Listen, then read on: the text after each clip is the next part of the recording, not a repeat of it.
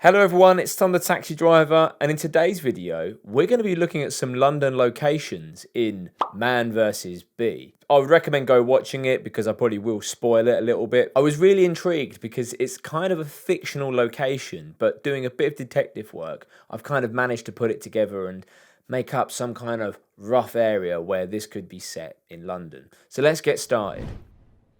So this is the intro shot. This instantly sets us up. We know this is North London because if you look at the shot, on our left, the buildings the leftmost are Canary Wharf. So that's obviously the financial district out in the east. We can also see just in the right-hand corner of the screen, you can see the quite pointy-looking building is, of course, the Shard. That's based in Southwark in South London. Directly in front of that, you have St Paul's Cathedral. St Paul's Cathedral has many protected sightlines in London, but we know this is from the north somewhere. I'm going to come back to this viewpoint because this is quite important. But let's just see the rest of the shot play out.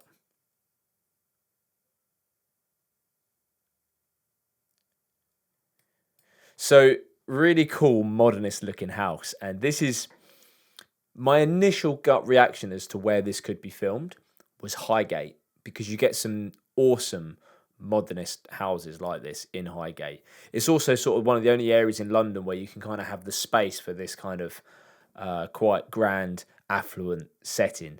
Hampstead can be a bit, cozy.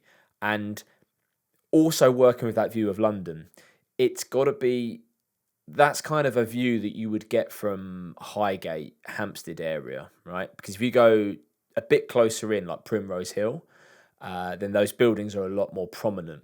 It can't be much further than that because otherwise those buildings would get even smaller. So we're still talking within the knowledge map area. We're talking 6 mile radius from like Charing Cross. Now, as this series goes on, I won't go too much into it, but this is a massive area of house here. And really, my illusion of it being in Highgate was very quickly shattered because it's too big. It's too big. I lived in Highgate for a bit on Jackson's Lane, and having walked through the village and the area, you really can't squeeze like a complex of this size into Highgate. So all of a sudden, I'm having issues with where this could be set. But I know that because of the skyline, it's got to be North London. Okay, so we're going to have a look. This is episode 3, and we're going to look at the skyline on this one. Nice intro shot. Now, this is actually morning. I can see this straight away because obviously the sun is very clearly rising over Canary Wharf. Sun rises in the east, sets in the west. Yeah, it's morning, I think. He's going around, walking around. It's all a fresh new day. So I kind of found this one by accident, and there's actually a map of London. I know, it's a map of London. I'm getting really excited here. I can't actually see it as labelled as London, but the giveaway, top right corner of this map, you'll see there's actually like, you can see the peninsula, the bend bit of where Canary Wharf sits. So it's a map of London, but with quite a focus on South London. They never normally go this far south. It's actually chopping off parts of North London, I can see, but very much focused on the south. So this is odd. So maybe the people who live in the house maybe have some sort of affinity with the south. Now, of course, the majority of this series is set entirely interior, so there's not a lot of giveaways as to where this could be. But one thing you can listen to is, of course, the dialogue. Now, there's a recurring character, the police officer, who keeps coming back to the house. This is quite clever. We'll have a listen to what he says. And one of your neighbours reported an unfamiliar car parked in Heath Grove, and we've now traced it to the gang of burglars I mentioned yesterday. Doing my research, in the North London area, there isn't a Heath Grove in North London. It could sound like Heath Drive, Hampstead, which this kind of viewpoint works. Yeah, there's a Heath Grove in Penge, small little road there, and a Heath Grove in Sunbury.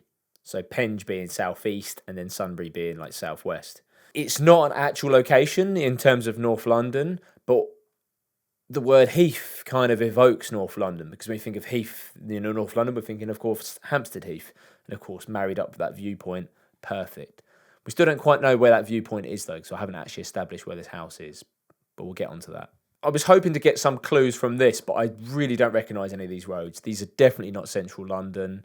Definitely not North London. It's far too suburban to be anywhere within that 6 mile radius that we learn on the knowledge. So I really can't get that there.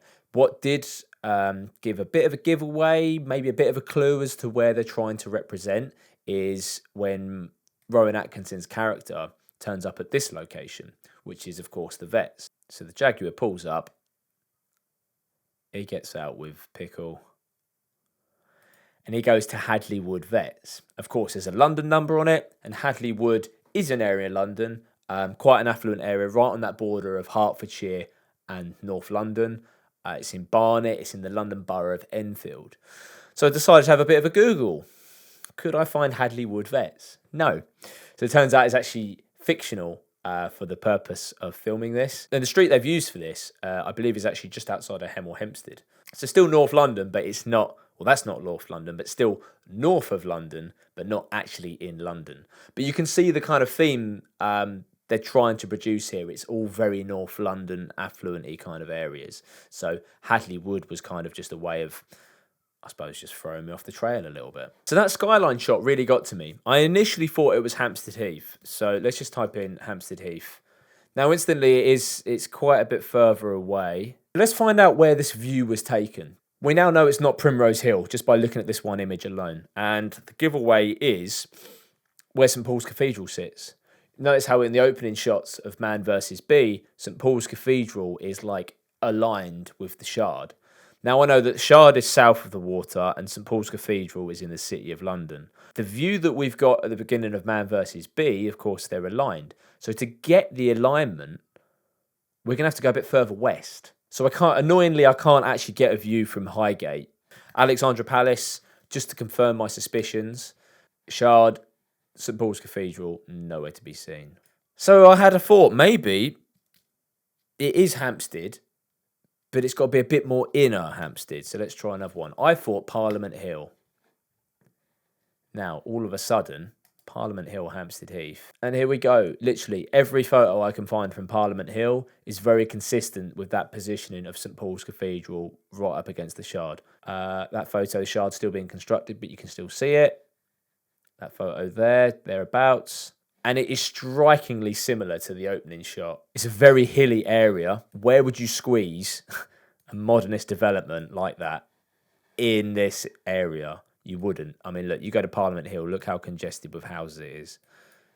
You can't squeeze that in there. I've come to the conclusion that the house and location is entirely fictitious. And that backs it up because when I looked online, the filming location actually said it was a lot of it, the interior was studio based. There was a house in Buckinghamshire that they used for it. And then, yeah, they presumably just superimposed that setting on top of the skyline of London. Because also it was filmed during 2020 lockdown. So they were wanting to do it in studio just to be safe as well. This shot of them coming back from Heathrow Airport really, really annoys me. Let's watch it. So, plane comes in to land. Let's play it. So this view that we've got here is kind of looking towards northwest, and the car that they're driving in is coming along a road that's called the Great Southwest Road because it generally points southwest. There is no reality unless Parkway, like the Parkway Road, and the perimeter roads are all shut. There is no reality if they're trying to drive to North London that they would be driving in this southwesterly direction. Heathrow has 4 terminals. Terminals 2, 3, 4 and 5. 2 and 3 are based in the very middle of the island that is Heathrow, you know, right by the 2 runways. Terminal 4 is almost due south, a little bit on the easter side. So this shot is nearest to Terminal 4. And Terminal 5 is immediately on the west. So if they came out of Terminal 5, you would pretty much jump on the M25, go around the M25, and you can cut up into North London through, you know, a variety of ways. You know, if you come out of Terminal 2 and 3, straight up the M4 Spur Road, you're pointing north, you're going that way. Even if they landed at Terminal 4, and that's on this kind of southeast corner, you would generally use the perimeter roads, and if not the perimeter road, maybe Parkway to get yourself north. There is no way that they'd be driving southwest like this, only if those other roads were closed. You might say, well, Tom, maybe they've put their car in long stay parking. Well, any of the airport long stay parking wouldn't work in this scenario. So let's try this. That shot is actually taken from about here. In fact, I could drop Pegman on there. We'll probably get the same shot. Yeah, Hatton Cross Station. Yeah. Signage is a little bit different. They were near the petrol station. The only other option I could think of is maybe they've gone to the petrol sstation. They've gone to the petrol station just a little bit further up here, and that's just the way that it's forced them out onto the roads. They've got to come down. So they could be bad car owners in that they've left the airport, gone, crap, we can't get home, we've not got enough petrol, stop off in the petrol station. Let's look at this. So Hatton Cross Underground Station, as that's roughly where this is taken, and we want to go to, let's try one of those places in North London. Let's try Parliament Hill. Parliament Hill viewpoint. Oh, look. They're driving eastbound to get onto the Parkway to get onto the A40. But you might be like, Tom, okay, what if they've come from Terminal 5, it doesn't work either, right? Terminal 5. There's no way they can get to that road, that Great Southwest Road. It's there, where it says here, Myrtle Avenue, Heathrow Airport. So if they've come from Terminal 5, they're not going to be driving on that road. If they come from Terminal 2, which is Terminal 2 or 3, which is right in the middle, they're not going to be driving on that road. Terminal 4, the closest terminal to it, so going in the opposite direction. How can they screw it up? Like, I know why they've done it. They've done it so they can get a nice shot of the plane landing and then the car comes along. There is no way they can be doing that drive. It's impossible. But that's TV and film for you. It's to, paint a particular image. It can't be filmed in Parliament Hill because you can't get that size of house in Parliament Hill. The viewpoint is too far away to be places like Primrose Hill. And again, there's nowhere where you could put a development of that size in Primrose Hill. And any further out, Hadley Wood, Hemel Hempstead, you don't get that sight line of London. And just phoning for good measure, you can see that their drive home from Heathrow Airport is entirely wrong. If you want to see me use the knowledge of London in a slightly different way, check out this video over here where I play Watch Dogs Legion and I compare that with real life London. Take care and I'll see you all again soon. Bye bye.